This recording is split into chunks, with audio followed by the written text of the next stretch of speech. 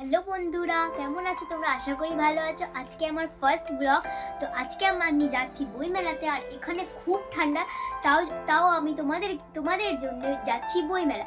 যারা যারা ঘরে বসে আছো আর ঠান্ডার জন্য বইমেলা দেখতে পাচ্ছ না, তো আমি দেখাবো তোমাদেরকে। চলো বইমেলাতে গিয়ে মিলি।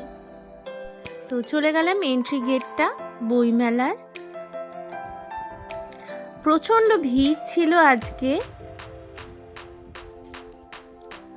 আজকে সানডে, ছুটির দিন, ওই জন্য ভিড়টা মনে হয় একটু তুলনামূলকভাবে বেশিই ছিল।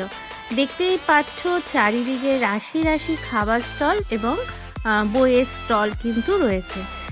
সাথে একটা এরকম সুন্দর ছানা ছিল, যেটা দেখে আমার খুব ভালো লেগেছে। এখানে বিভিন্ন ধরনের খাবার সহ বাচ্চাদের খেলনা ছিল, চায়ের স্টল, আর প্রচুর বুক স্টলও কিন্তু আমরা ঘুরে নিয়েছি। এখানে একটা সামনে প্রোগ্রাম হচ্ছিল, আমি এখানে উল্টে পাল্টে কিছু বই দেখছি আর মার কাছে জিদ করছি কিছু বই কিনে দেওয়ার জন্য। তো এখানে দেখে নাও, ভীষণ সুন্দর একটা প্রোগ্রাম হচ্ছিল, লাইভ প্রোগ্রাম। ভীষণ ভালো লাগছিল, একদম আমাদের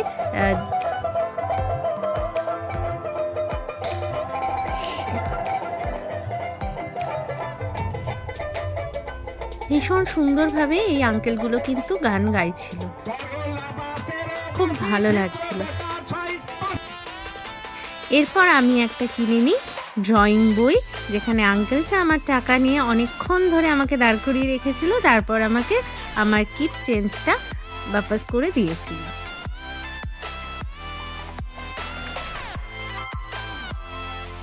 আমি আর্ট করতে ভীষণ ভালোবাসি, তাই আমার এই আর্টের বইটা খুব ভালো লাগে।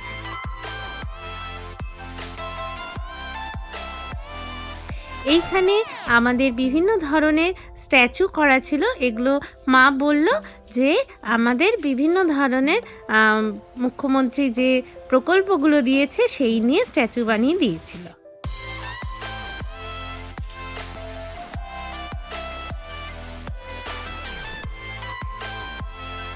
এখানে বিভিন্ন ধরনের স্টল ছিল, যেখানে ব্যাগ ছিল, বিভিন্ন ধরনের খেলনা ছিল গলার হার আর বিভিন্ন ধরনের কাপড় জামার। এখানে যেটা হচ্ছিল সেটা হচ্ছে এখানে হচ্ছিল লাইভ ড্রয়িং, মানে একদম সামনে বসে তারা কিন্তু একদম পোর্ট্রেট এঁকে দিচ্ছিল, যেটা দেখতে আমার খুব ভালো লাগছিল এবং আমি মার কাছে বায়না করছিলাম আমিও আঁকাবো বলে। যাই হোক, তারপরে আর আমার আঁকানো হয়নি।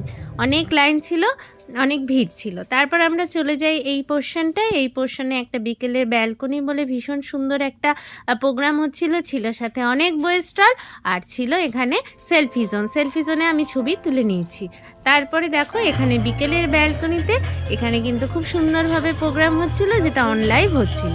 তো এই নিয়েই আমাদের আজকের বইমেলাটা শেষ হলো। এরপর আমার পেটটা একটু খাই করছিল, তো আমি তারপর মাকে বললাম বিরিয়ানি খাবো। তারপর চলে গেলাম বিরিয়ানির দোকানে, সেখান থেকে আমি নিয়ে নিলাম 1 প্লেট বিরিয়ানি। তারপর সেটা আমি বাড়িতে নিয়ে এসে খেয়েছি, খুব টেস্টি ছিল।